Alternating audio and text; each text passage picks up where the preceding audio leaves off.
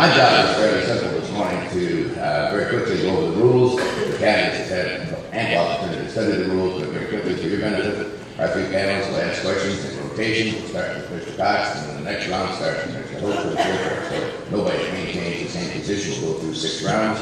And at the conclusion of the 6th round, we go to a rapid fire 30-second max response. We probably have 10 to 12 of those, considering the time might be, and we're off the air at 9 o'clock. So that's our very simple flyover of our rules.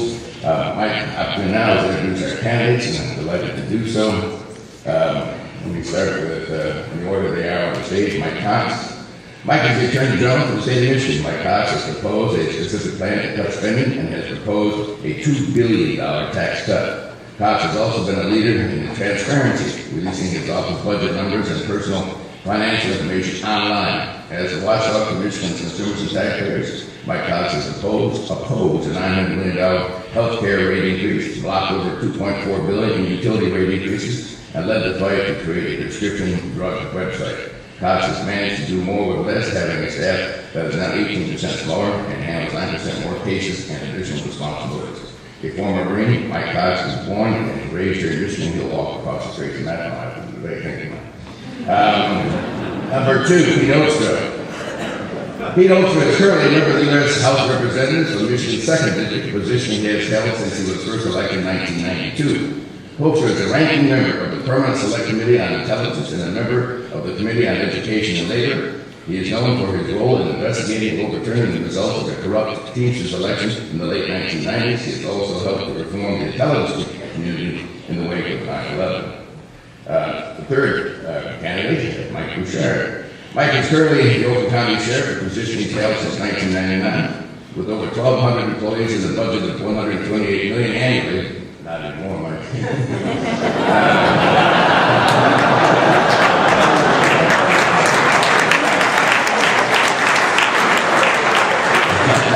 The Oakland County Sheriff's Office is one of the largest police agencies in the nation. Bouchard was a leader in the state senate from 1991 to 1999 and is also owned a small business. He is currently the president of the Major County Sheriffs of America Association. In all his campaigns, Bouchard's message has been one of anti-crime, support for small government principles, and community building. Bouchard also has led relief teams to the ground zero in New Orleans after the Hurricane Katrina.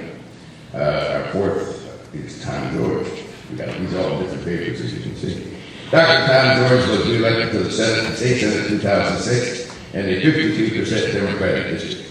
Prior to serving in the Senate, he served in the House. Senator George is chair of the Senate Health Policy Committee and a member of the Senate Appropriations Committee. He has had 43 public acts signed into law by 2 different governors. Senator George has been married for 27 years to his wife, Sandy, and has 3 children and lives in Kalamazoo. And our final introduction goes to Rick Snyder. Rick is the CEO, chair of the board and co-founder of Ardesta.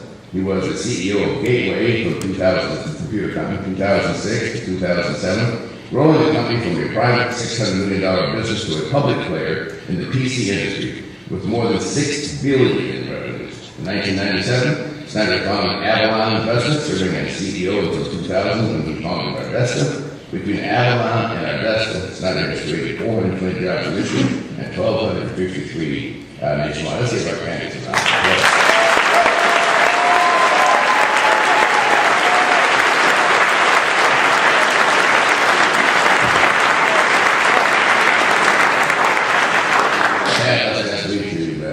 questions that we apologize for their back, not all of this morning.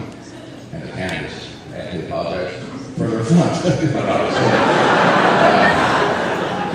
All right, let's get into the much battled, the long-awaited debate, and we'll start the round 1 with John Fung, first one, and first question goes to Mr. Todd.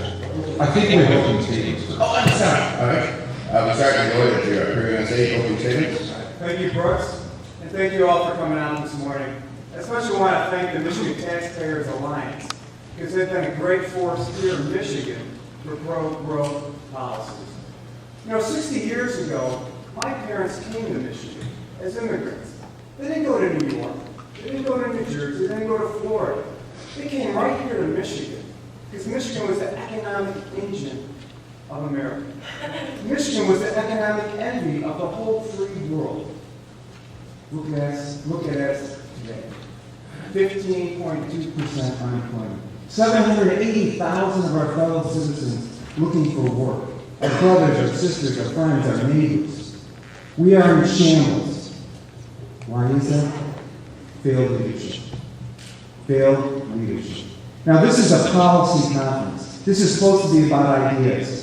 And if you look on your chairs this morning, you have a copy of my Putting Michigan Back to Work. It's also on my website at Mackinac 2010. It's 92 first steps for changing Michigan around. 92 first steps to reduce government spending, decrease the taxes that we pay, change Michigan's tax rate, which is the third highest in the country, to create an economic engine once again. But ideas won't matter if we don't have the right leadership. Because here in Michigan, we don't just have a jobs deficit. We don't just have a budget deficit. We have a leadership deficit. And I guarantee you, on January 1st of 2011, when I'm inaugurated as your next governor, I will bring the team, many of you here, and many listening today, to change Michigan around, to create that Michigan that brought so many of our parents, so many of our grandparents here, whether it's from Kentucky, Czechoslovakia, or Ireland. We can do it. We have the means to do it. We have the assets to do it. Let's do it. Let's make Michigan strong again. Thank you very much.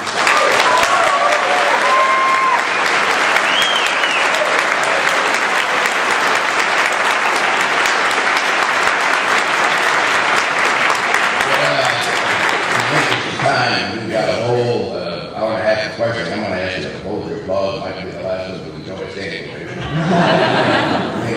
You understand, try to stay in schedule. Everybody brought the cheering section. We can give them a nice round of applause at certain times during the debate. Mr. Host, Congressman Host, 2 minutes. Thank you, Brooks. Some of you have had the opportunity to see what's happening in the Central Valley, California. What's happened is that the federal government has gone into the Central Valley and turned off the spigot, the faucet for water. The end result is that our government has taken some of the most productive land in the world and we're turning it into a dust bowl. Jennifer Granholm has done the same thing in the state of Michigan. Roughly 7 years ago, she went to Lansing. Yeah, she's going to blow us away. It's very thing she had. She's come in and she said no to economic growth. So right here, in the heart of the Great Lakes, Jennifer Granholm is creating her own dust bowl. For 3 years, we've now led the country in unemployment. We are one of 2 states that is losing population. The great thing is, just like if we go back into California and open up the faucet, and let the water go back in, we can bring the Central Valley back, and we will. We can do the same thing in Michigan.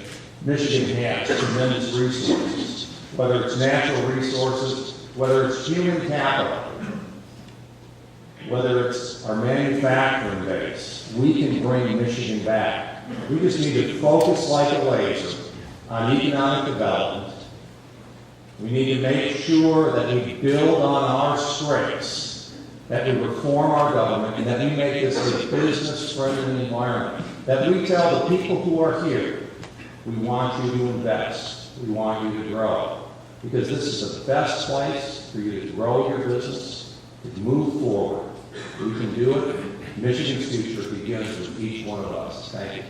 Okay, thank you very much.